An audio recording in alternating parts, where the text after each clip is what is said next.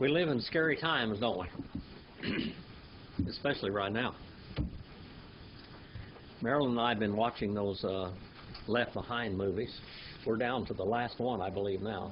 I think we're down to the last one. In each and every one of the movies, it emphasized one thing about the work of the Antichrist. The work of the Antichrist and the ideology of the Antichrist. The first Antichrist that we're introduced to is in Genesis, the 3rd chapter. Let's go back to Genesis, the 3rd chapter, real quick. Genesis chapter 3.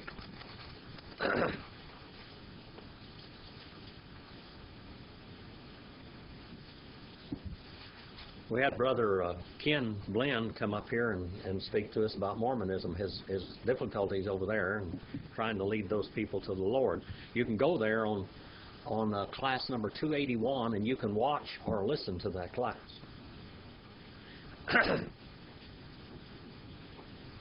Now, in the Genesis, the 3rd chapter, we have an Antichrist introduced to us, which will be he will empower the last Antichrist. There are many Antichrists. If you are in Mormonism, every Mormon is an Antichrist. You know that. I mean, I hope you understand that. Every Mormon is Antichrist. Every Jehovah's Witness is an Antichrist. These people stand against God. The Catholic Church, most of the priests and everything are Antichrists. Okay, they are Antichrists. They stand against Christ.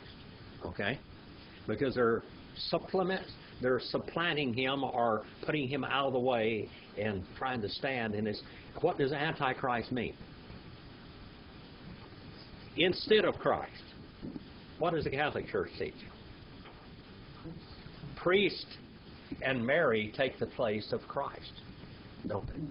So they are what? Antichrist. All right. Now let's look in the 3rd chapter of the book of Bereshit. That means beginnings. Adam and Eve had sinned. And verse number 8, and they heard the sound of Jehovah Elohim walking in the garden in the cool of the day, and the man and his wife hid themselves from the presence of the Lord among the trees of the garden. And the Lord God called the man and said to him, "Where are you?" Well, now, God knew where Adam was, and he knew everything about it, didn't he? The reason why he asked Adam, "Where are you?" is he wanted Adam to know where Adam was. He wanted Adam to understand where he was. He had done something wrong. Now, before that, they walked with God, and God taught Adam for maybe hundreds of years. I don't know how long that he lived in innocence. Neither do you or anybody else. We'll get to ask them that question one of these days, maybe real soon. All right? And he said, "I heard the sound of you in the garden, and I became afraid." By the word, it says, "I became afraid." It wasn't, "I was afraid," I became afraid. He wasn't afraid before, but now he became afraid when he heard his voice and heard the sound of him walking in the garden. And I became, word naked there. You remember what that word naked means? In Hebrew, all you Hebrew, how many of you studied the 1st chapter of Genesis and the 3rd chapter and all that with me? Any of you? Nobody? What does the word naked mean? It means deceitful. It means perverted. It means a liar. All of those words. He said, "I became a liar. I became a thief. I became wicked. I became perverted. So I hid myself." I kept on hiding myself, is what he said. And he said, "Who told you that you were undone? That you were wicked? That you were a liar? That you were a thief? That you were perverted? Have you eaten from the tree which I commanded you not to eat?" Now, God knew this. But now he wants Adam to confess his sin. And the man said, "The woman." The first thing he does, Brother Bill, the woman. And we can always blame it on the woman. I mean, they do a lot of things to get us in trouble, don't they? Do they, Eric? I can amen that. Oh, all right. Getting out of trouble. But this is blame shifting here. This is one of the first things about sin. It's not my fault. Two people can be living in a house. And when Dakota was a little kid, I said, Dakota, who did? What happened here? I don't know. I said, there's only you and me. What happened here? And the woman whom you gave me to be with me, she gave to me from the tree and I ate. And the Lord God said to the woman, what is this that you have done? And she said, Nahashishiani. Pass the buck. Nahashishiani. All of them passing the buck, aren't they? Nahashishiani. And the woman said, what is this that you're doing? And she said, the serpent deceived me, and I ate. And the Lord God and Jehovah Elohim said to the serpent, now this is prophecy. This is the prophecy of the Antichrist and Christ. Okay? And the Lord God, Jehovah Elohim, said, now this is the word Jehovah Elohim here. Jehovah means what? What does Jehovah mean? Come on, girls and boys. Sister Andino? One who shall become. Boy, I got 3 A+ right here. Just real quick. The one who shall become. The covenant God. Jehovah Elohim. This is Jesus talking to the serpent and the woman and the man. Jesus is talking here. And Jesus is Jehovah. He is the one who shall become. This is the one that was going to die. This is the one that was going to taste death for us, that was speaking these words. And Jehovah Elohim said to the serpent, to the Nahash, say that, Nahash, because you have done this, cursed, more cursed you are than all the cattle, and more than every beast of the field. And on your belly and on your face you shall be walking, and among the dust you shall be eating all the days of your life. He was an upright animal. He walked on his feet, but now he doesn't. And I will put active hatred between you and the woman. I will put active hatred between you and the woman. And between your seed and her seed. Your seed will be whom? Who was the seed of the Antichrist? Who was the seed? Who was the seed of the old devil? It's going to be the Antichrist. The Antichrist.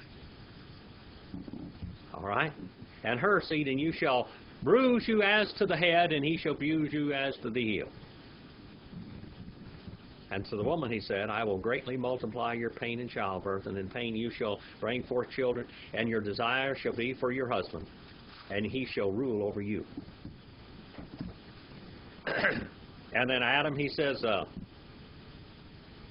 because you have listened to the voice of your wife and have eaten from the tree about which I commanded you, you shall not eat from it. Cursed is the ground because of you. The earth is cursed. Remember, we looked behind the curtain last week.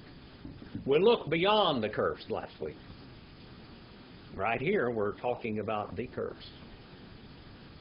Cursed is the ground, and cursed is every beast of the field. Every created thing was cursed because of Adam. And in toil you should eat of it all the days of your life. Both thorns and thistles shall it grow for you, and you shall eat the plants of the field. By the sweat of your nostrils you shall eat bread, till you turn to the ground. Because as from it you were taken, and for you are as dust, and to dust you shall go. This is a prophecy. Now, what got them in trouble? What was the enticement of Satan? Go back. Knowledge. 3 and 1. 3 and 1. Now go back to 3 and 1. And now the serpent became more crooked, wicked, more subtle, deceitful, foxy than all the beasts of the field that the Lord God had made. And he said to the woman, Indeed has God said, You shall not eat from any tree of the garden. And the woman said to the serpent, From the fruit of the trees of the garden we may eat. But from the fruit of the tree which is in the middle of the garden, God said, You shall not eat it or touch it, lest you die. And the serpent said to the woman, Surely, surely you shall not die. For God knows that the day you eat it, your eyes will be opened, and you will be like gods. You will be like gods.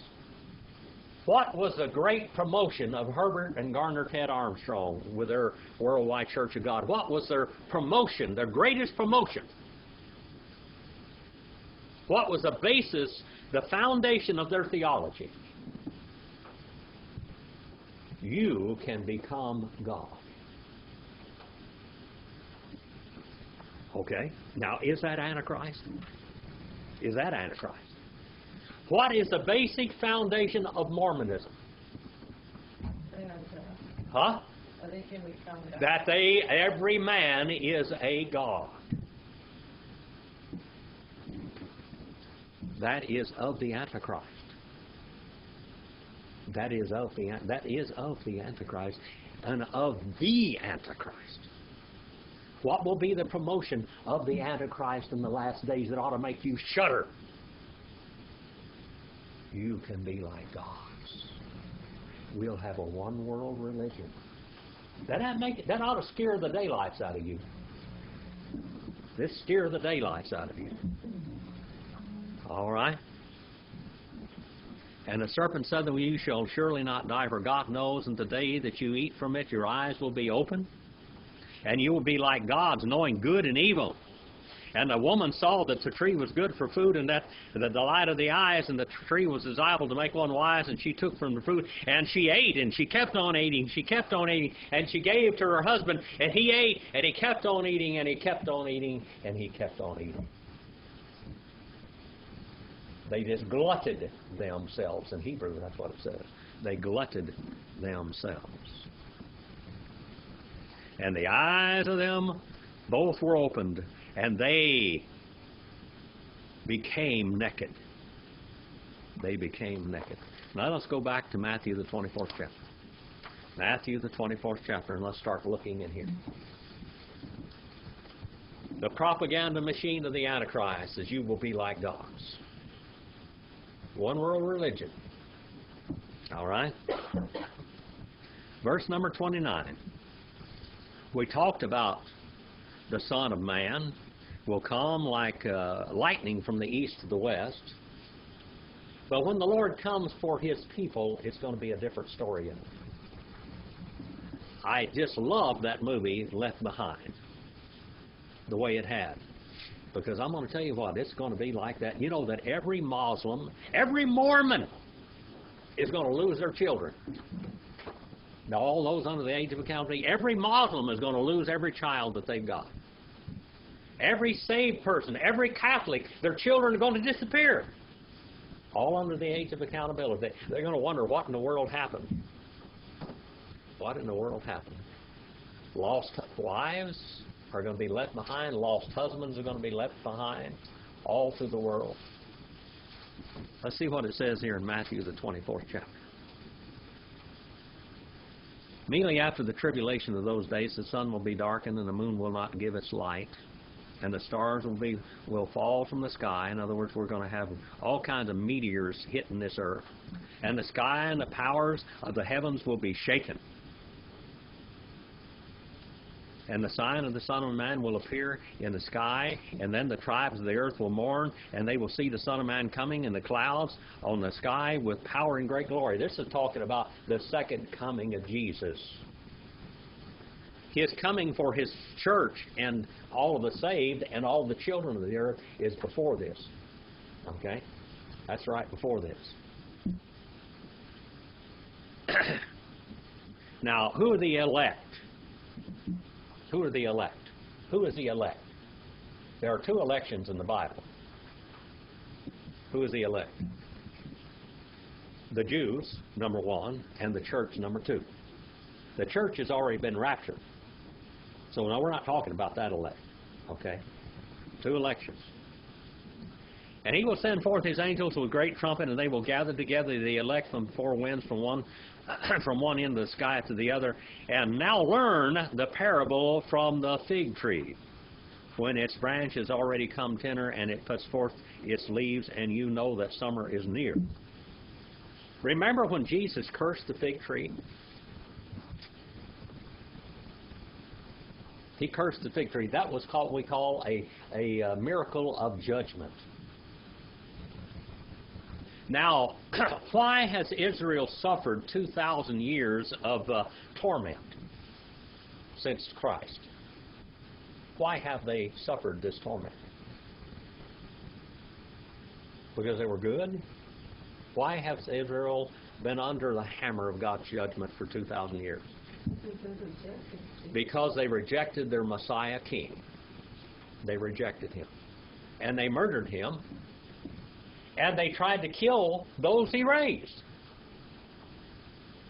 They wanted to do away with all evidence that Jesus was ever... Well, first of all, Pontius Pilate declared that Jesus was innocent 5 times.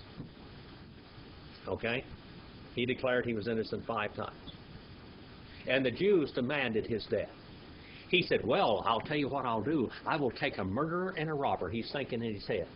I will take that scoundrel Barabbas, and I'll say, do you want me to turn loose Jesus or this rat that's been killing people all over the place? He's the leader of the gang of all these rats.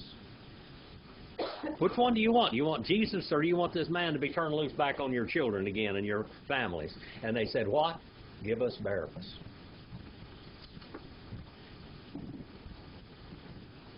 Then he said, okay. There was such a turmoil there. If you read in the book, the Arco volume, and read Pontius Pilate's statement, he will tell you that these Jews had surrounded the palace, the Praetorium,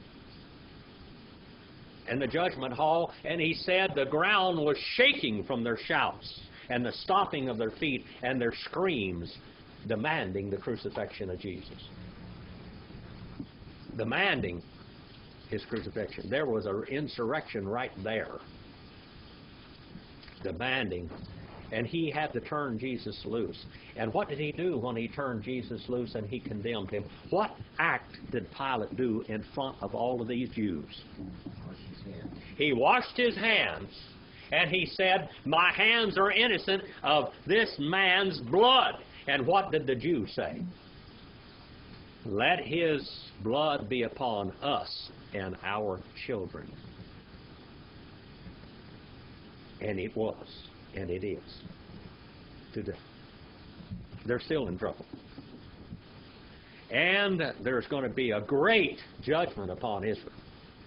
Israel is not ready for the Messiah today. Yet. They're not ready. The land of Israel, God called them back. They're like a kind of like a thermometer or barometer of God's dealing with mankind. What's happening with the Jews, you can just see. It didn't matter whether they're in line with God's will or not. They're not in line with God's will, I can guarantee you that. God is got them back in the land because he's getting ready to torment them some more, real good. This last time, they're going to get a beating like they've never had before. They think they got a beating over there, and they said at Masada, they said, never another Masada. I got news for them. Oh, yes, sir, there's going to be another Masada. 2 out of every 3 of them are going to be killed. Let's go on and look. Learn the parable from the fig tree. Now, if you go back to Isaiah 5, 1 through 7, you'll find out in the book of Isaiah that God prophesied this same parable back there. That they were rats, that they were unprofitable, that they never did his will, ever. And even so, you too, when you see these things, recognize that he is near, right at the door. When Israel became a nation, we knew that the Lord is going to come back sometime soon.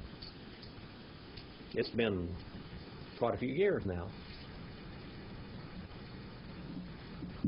All of the things that you see in the world today If you want to go back in 1980 was how many years ago? 32 years ago?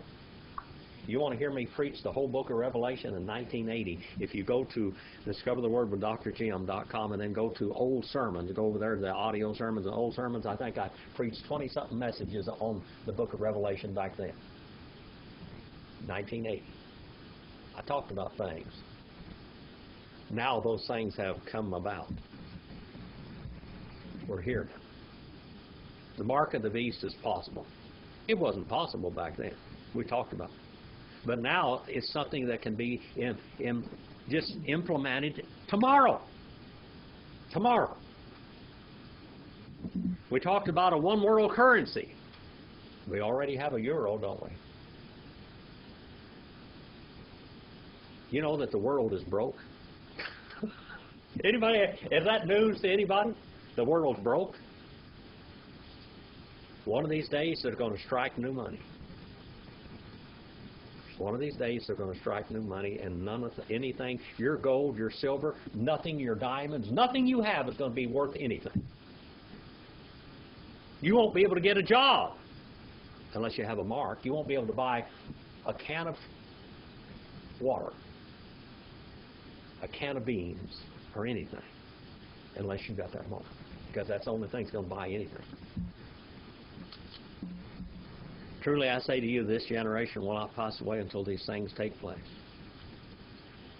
Heaven and earth will pass away, but my word shall not pass away. But of that day and hour no man knows, not even the angels of heaven nor the Son of Man, but the Father alone. Now I'm going to tell you something. This is before Jesus died on the cross, and this is before he was glorified and resurrected. He knows. When he walked with his church after his resurrection, he knew. He knew when he was going to come back. There was nothing hidden from him. For the coming of the Son of Man will be just like the days of Noah. Are we in those days today? The days of Noah were wicked. Brother Rex. They were eating and drinking, Uh-huh. marrying and giving in marriage. You know what that means? All right. Just everything was going on just like normal. What had happened in the days of Noah? What had happened prior to Noah? Who preached for 300 years before Noah? What was his name? Enoch. Preached for 300 years. You can go look at if you go to our website, right on there it says the book of Enoch. Read the book of Enoch. We don't know how much of it is inspired of God, but I believe a lot of it is. Enoch preached. Enoch preached for 300 years. What did Enoch preach? What did he preach? What did he preach? He's quoted in every book in the New Testament. He's quoted directly in the book of Jude. Okay? If you read the book of Enoch and then you go read all the books in the New Testament, you find out he's in all of them. What did he preach? In Jude? Jude, he's quoted directly. In the book. No, in the book of Jude, Jude's right before Revelation. Okay? It's real close, Brother Bill. He quoted there. Jude quotes him directly, and he's talking about what? He's talking about judgment. Enoch preached that the Lord was He's going to destroy the earth with water. And then what did Noah preach? For 120 years. What did Noah preach? There's 420 years altogether now. For 420 years, it had been preached that God was going to destroy the earth. Judgment was coming. Why was judgment coming upon the earth? Sin. And man had become so terrible bad. If you read the book of Enoch, you can read some of the things that were going on back then. These people defied God. Before the flood, was man allowed to eat any animal before the flood? No. We find out that those rascals were killing animals and eating them. How many of you have heard about the vampire movies and all this stuff lately that they're doing, all this vampire stuff? You can go in these stores and buy vampire teeth so you can look like a vampire, supposedly. These Nephilim were killing and eating animals.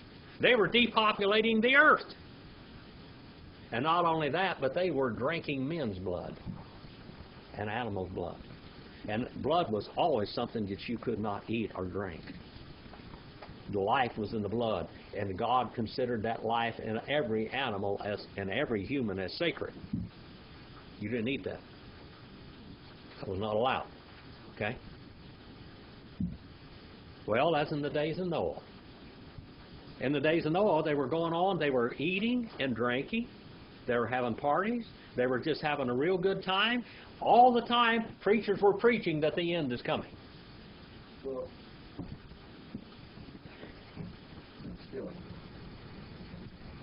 what is wrong with marriage and giving in marriage? There's nothing wrong with it marrying and giving in marriage. Okay, but he seems to think there is. No, that's not what he's saying. The subject is not that this is bad, that they didn't care. The subject is that they weren't concerned. They weren't concerned about the judgment. Now, if you knew you were going to die tomorrow, the next day or something, how many would you want to be eating and drinking? And what will you do when there's a problem coming? What did they do in the Old Testament? What was one of the great things that they did if they got a problem coming? Huh? Praying and fasting. Fasting. If you knew war was coming, would you want to get out and get married and have a child and bring the child into that danger? Would you want to get married, or do you want to concentrate on what's going on here, the problem? They had completely ignored the warnings. The eating and drinking they had ignored. The eating and drinking, there's nothing wrong with eating and drinking. There's nothing wrong with getting married and giving in marriage. But there was disaster coming. They needed to think about and prepare for disaster. You know that a lot of these people could have been on the ark if they'd have believed. And if they'd have fasted and they'd have prayed and asked God to forgive them. But they didn't. They were just going to go on with their everyday life and forget. Just forget that judgment's coming. Brother Art, you had a question. Yeah, were the Nephilim, were they supernatural? I believe they were. I believe the Bible teaches that Nephilim were an angel, man, half-breed, hybrid thing. There's going to be one major hybrid being here in the last days. Who's he going to be? The Antichrist. The Antichrist is going to be half man and half angel. Jesus was God-man, wasn't he? Huh? He was God-man. We know that demons are fallen spirits. There are ministering spirits and there are demon spirits. Demon spirits seek to dwell in animal or human flesh. The more I look at wasps and things like that, you know, these things, I think they may be demonic. They're bad boys, I'm telling you. They're mean. Have you ever seen an animal that was just horribly mean? And we know that demons can be in animals. Brother Art. You were able to procreate? What? You were able to procreate? I'm not sure that any of these hybrids could breed further, but they did once. They're like a mule. A mule, you can breed a horse to a donkey. A horse and a donkey make a mule, but a mule cannot breed. Some of the people in the DNA and some of these people, Chuck Messler, a lot of theologians and things, they think that these hybrids could not breed. But he throws out this one little question to you. And I thought about it a lot myself. Now, you know, how many of you know that I saw a Bigfoot? Now, a Bigfoot is real. I know that they exist because I saw one. And I'm going to tell you something that scared the daylights out of me. And I'm not afraid of anything in the woods. I went wild hog hunting with a .22 pistol. That's all I ever went wild hog hunting, and I killed a lot of wild hogs and bear and lions with a .22 pistol. I wasn't afraid of anything. But when I saw that animal, that thing, whatever it was, I was in shock, totally terrified. First of all, I didn't have any room in my mind or my theology or anything for this missing link, supposedly. I didn't believe they existed. I always used to say, I was in the woods so much, If you go onto the website, Sermon Audio website, look in photo gallery number 2 and go down there to the last photo on there, you'll see a photo of my friend Fodi Kyriakos, my Greek friend, his trophy room. There are over 400 animals in that trophy room. That is a multi-million dollar trophy room. If you look at that, you'll see all these animals, and he was up here last week, and he told my daughter, Dakota, that I was the greatest guide that ever took him in the woods. He said, that man can communicate with every animal out there, and he knows what everything's thinking. He knows everything. He can smell a deer, a snake, whatever. He's an Indian. He said, that man's a real Indian. He's the greatest guide I ever had. That man has been all over the world.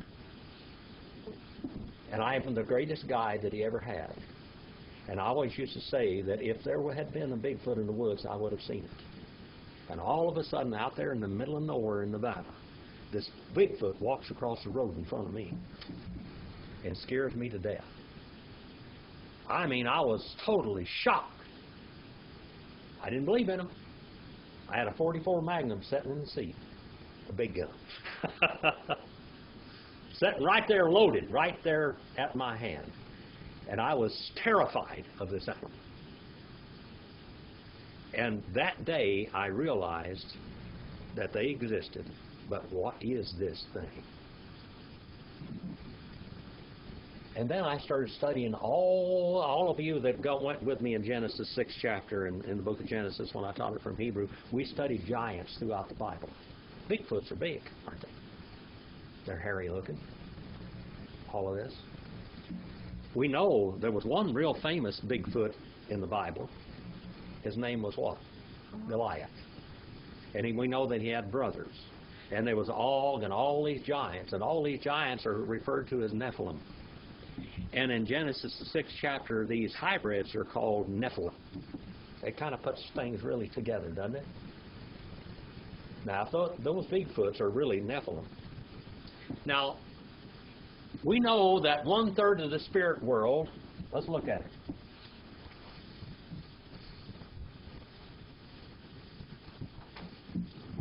Here is Gabriel,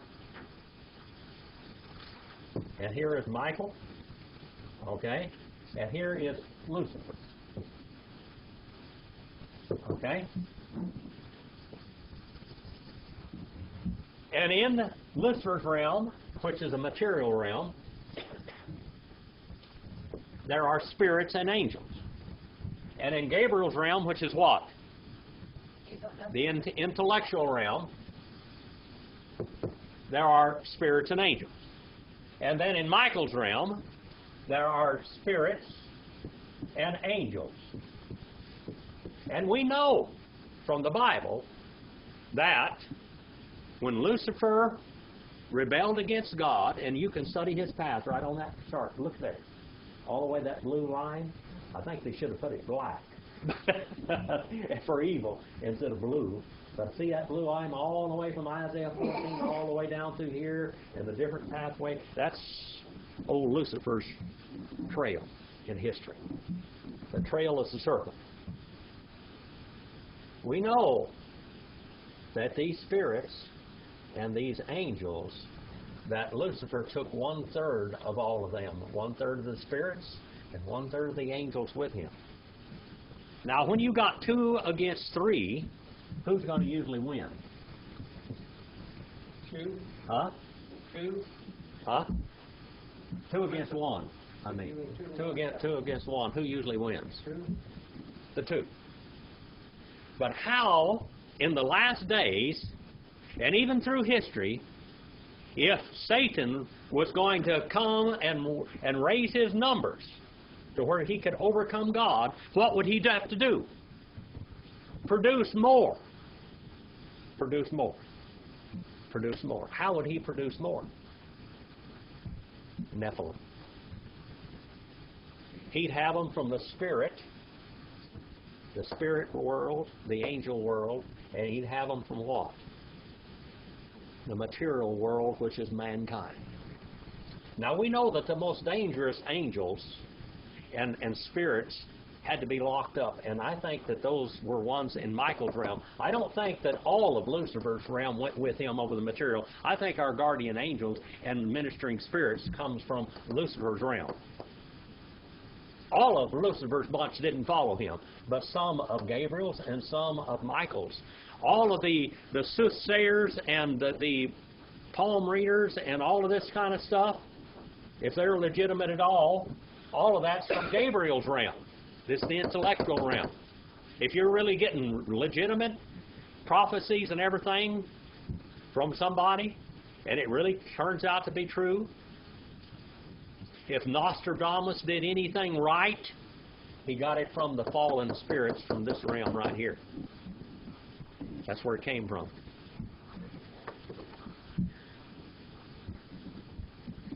If Lucifer could build his forces up, he would have to do it through Nephilim. Why did God destroy the world the first time? According to Enoch, it was because the world was overrun with Nephilim. And they were depopulating the animal world and even killing and drinking the blood of other men. That's where all your vampire stories and stuff come from. Right there. Okay? As it was in the days of Noah, so it shall be in the second coming. Do you think maybe that he's going to be, do you think he's multiplying his forces? We know that even Satan is going to have sex with a woman and bring forth a child. And he's going to be the Antichrist. Okay? Brother Art. 1/3 of Michael, 1/3 of Gabriel, 1/3 of Lucifer, they fall? Maybe. That's guesstimation. I mean, we don't have any sound evidence, but I think that's what happened. And that's what many theologians think. Let's go on a little further. In the days of Noah. Now, do you understand just a little bit, Brother X? There's nothing wrong with eating, drinking, and giving in marriage. But they just ignored the coming of the Lord. They ignored it. Brother Bill. If I could answer Judy's question. The reason we know that the Bible says that he took 1/3 of the angels, but not all from him around, because Satan is over the material. Satan doesn't have the ability to come to you. That would have to come through one of the others, Michael or Gabriel. He is over. He can put things in front of you, television, prince of the airwaves, stuff like that. But he does not have the ability to come to you personally. He has to send one of his angels or demons from the other two realms. That's how we know that he took some from each one. Brother John, did you have a question? Brother X, did you have another question? Yeah. What is given in marriage? It just means getting married. Yeah, Given in marriage, it means that I am giving my daughter and I'm giving my son or something in marriage. We have two parents doing this. They don't have they don't care about what's happening. They don't care about the judgment of God. And they knew that it was coming. And also, they had a thermometer in their days. What was their thermometer? What did Enoch give them to tell when the earth was going to be destroyed? What little indicator did he give? What? His son. He named his son what? What did he name his son? Methuselah. When he's dead, it shall come to pass. The year that Methuselah died, the flood came. They knew the year. Within that year, that's when the flood was going to come. Brother X. Okay, let's go on. Let's go on.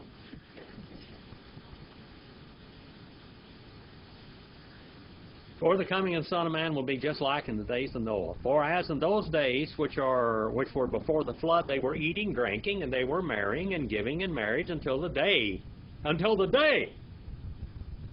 that the Noah entered the ark. And they kept on going. They kept on. Noah got in the ark. God shut the door. God shut the door. How many people are going to be saved after the rapture? Thousands and millions are going to be saved after the rapture. But what's going to happen to them on the outside of the ark? What happened on the outside of the ark, Brother Bill? They got saved, but they drowned. They drowned. They died. And they did not understand until the flood came, and they took them all away. So shall be the coming of the Son of Man. There's going to be a lot of people that believe after the rapture. There might even be a saved Mormon. That's just going to be pretty difficult because they don't even believe in God. They don't believe in God.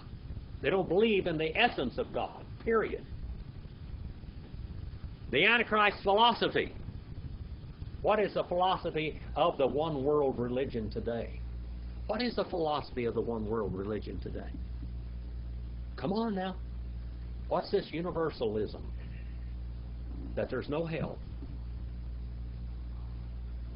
No hell. No hell. No hell. Reincarnation. Rosicrucians. The New Agers. Mormonism. Fit right together. All of it right together. Scary, scary, scary, isn't it? Scary, scary, scary. Scary. The philosophy of the Antichrist will be that there's no hell. What does every Antichrist religion propagate? Every one of them. No hell. No hell. No what, Germany? No hell. Your Mormonism? There's only one. There is a hell for Mormons. And there is a hell for Muslims. But it's only for a select few. Who is a Mormon hell for? Women, if they The don't- apostates. The apostates. The apostates. So if you defect from Mormonism, let me just drop a little bomb on you today, okay? In the Muslim world and the Mormon world, you don't defect. The Mormonism borrowed a lot of their rights and things from the Masonic Lodge. In the Masonic Lodge, when you join the lodge and you take all the oaths and everything else, one of the oaths is, if you divulge any of the secret information, that you will disembowel yourself and cut your throat. Okay? The Mormons take the same oath. They have the same underwear. They have all this kind of stuff like they have in the Masonic Lodge. I don't think any Masonic Lodge ever made anybody cut their throat or disembowel themselves. But there have been a lot of Mormons that were made to disembowel themselves and cut their own throats. The Danites, you heard Brother Ken talk about this. They are finding graves all over Utah and Nevada and Arizona and New Mexico and everything. That was going to be the whole nation. The Muslim world is that they're going to take the world over. The Mormon world is that they're going to take the world over. They're going to get people in places in every nation, in leadership, in every nation. The Mormon Church has the idea that they will put people in places of leadership in every nation, and that they will outvote every other person in that nation. And the Muslim idea is the same idea. Who's outrunning who today? I think the Mormon Church is outrunning all of them. Mormon Church their finances are unlimited. They own more businesses than anybody in the world. Sister Andina. What is going to become of this nation if Romney becomes the president? He's a Mormon, and he was the bishop and a pastor. There are many people already in the United States of Mormonism. I can guarantee you one thing. When you vote, if you vote, you better vote as a Christian. And not a Republican or a Democrat, period, either one. If you do that. Let him come on. If he gets elected, we know one thing. One of the Antichrists is in there already. We know that. That's it. A lot of people call Obama a Muslim. Obama is not a Muslim. Never was he. I can guarantee you one reason why. If he was a Muslim and he ever made a public announcement that he was a Christian, what would happen to him? They would kill him. They would kill him. He'd be dead. I thought it was okay in a Muslim deal to lie as long as... Yeah, well, it's all right, but you don't say that you're a Muslim or a Christian if you're a Muslim. You're not going to tell them. They're not going to say that. They're not going to allow that. That's not going to happen. Let's go on now. We know that. What kind of Christian is he? Probably the lowest form of Christian you can think of. Way down there. Okay? We have no evidence that he ever was a Muslim, but he's always been some kind of a so-called Christian. But who are classified as Christians? Christian Science. They're not Christian and not Science, either one. Church of Christ, are they Christian? Well, Brother Bill, are they Christian? They say they are. Seventh-day Adventists. Yeah. Yeah. Well, the Seventh-day Adventists want to be Christian too, but they don't believe in hell either, do they? They don't believe in the deity of Jesus Christ either, do they? All right? These are all Antichrist religions. These are all Antichrist religions. Let's go on a little bit further now.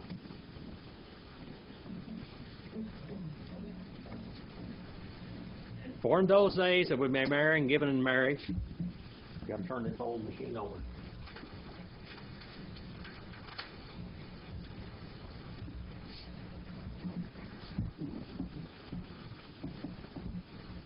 There are many graves of these people in all of these states that people show up.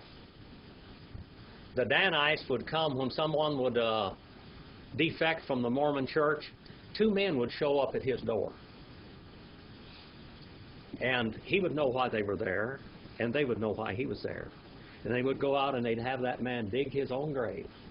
And they would hand him a knife and have him disembowel himself and cut his own throat, and they would bury him. That happened many, many times. They're still finding those graves today. Still finding those graves. There's 2 religions, the 2 strongest, powerful religions in almost every nation in the world. Mormonism and the Muslims.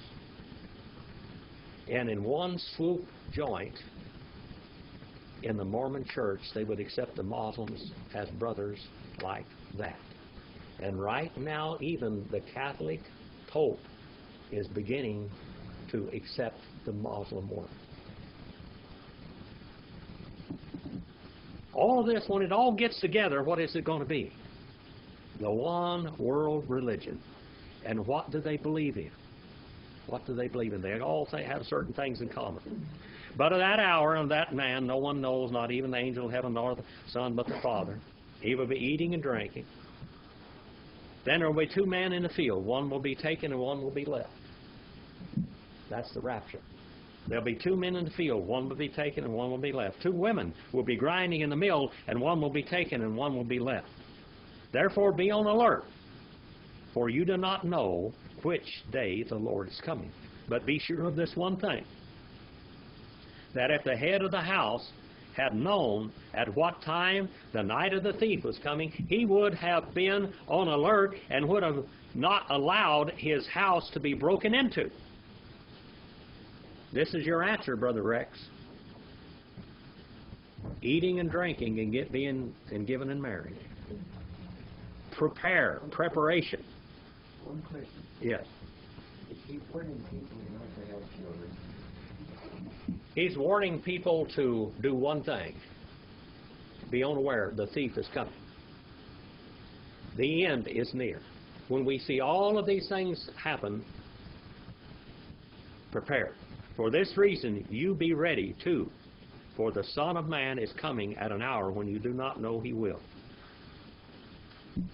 Who then is the faithful and sensible slave and his master put in charge of his household to give their food at proper time? Blessed is the slave who his master finds so doing when he comes. Truly I say to you, that he will put him in charge of all his possessions. But if the evil slave says in his heart, my master is not coming for a long time, this is your eating, drinking, and giving in marriage. And I shall begin to beat his fellow slaves, and they eat and drink with drunkards. The master of the slave will come on the day when he does not expect him, at an hour which he does not know. And he shall cut him in pieces, and assign him a place with the hypocrites, and the weeping shall be there, and the gnashing of teeth. That's the end. What it tells us is don't worry about eating and drinking and giving and marrying and giving and marrying. What we need to think of in these last days is what? The Lord. And everything that we do. It's not wrong to get married. It's not wrong to eat. How many of you get hungry? Anybody got all this food you had? Bill's always hungry. Joanne, do you starve him all the time, or he just like go to the appetite? Can't you tell? Eating and drinking. You've been eating and drinking all the time we had this class going, Brother Bill. And you're getting hungry still. There's nothing wrong with eating, is there? Nothing wrong with drinking. If you don't drink, you'll die. You need a certain amount of water every day, and the doctors tell you drink all the water you can get down your neck every day. It's good for you. It cleanses your system. You need to drink, and you need to eat. You got to sustain your life. It's necessary. And it's nice to get married. Isn't it, Brother Arn's nice? Yeah, describe that detail, the gnashing of teeth. The gnashing of teeth.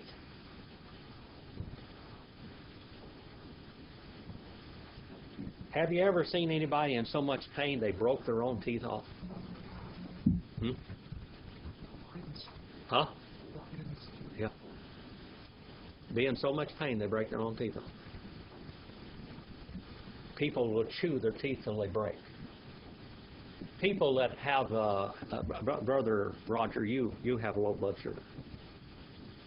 I've had low blood sugar. Have you ever been in such a shake, in shock, low blood sugar shock, that your teeth started chattering? Yeah, I have. You've been in shock so bad from something that your teeth started chattering, and they will even break your teeth. Your teeth will break.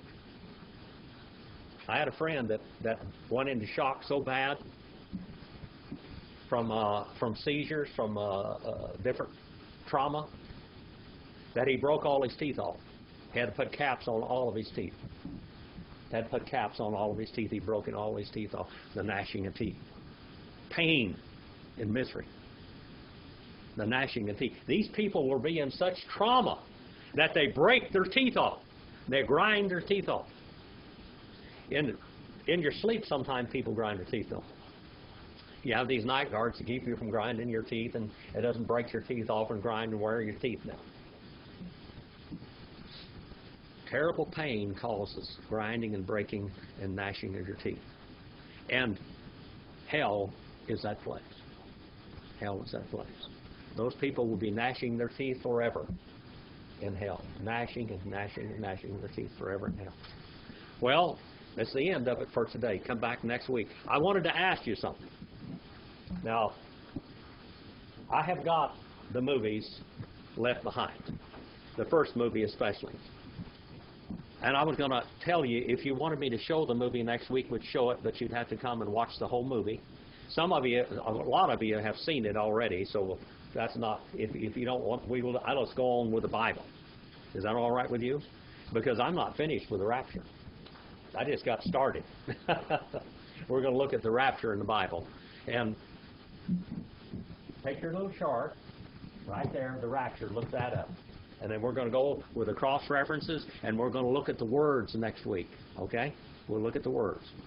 If you want to see the Left Behind series or something, we'll show that in the afternoon or something sometime, or we'll show it after the class, and we can show one each week or something if you want to do that.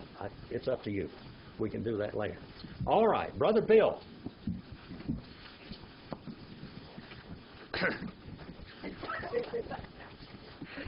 Sick 'em. You know, I can answer Rex's question about giving and marriage, and that what they're talking about is life without parole. Right there. That's life without parole. That's a sentence right there for all of us.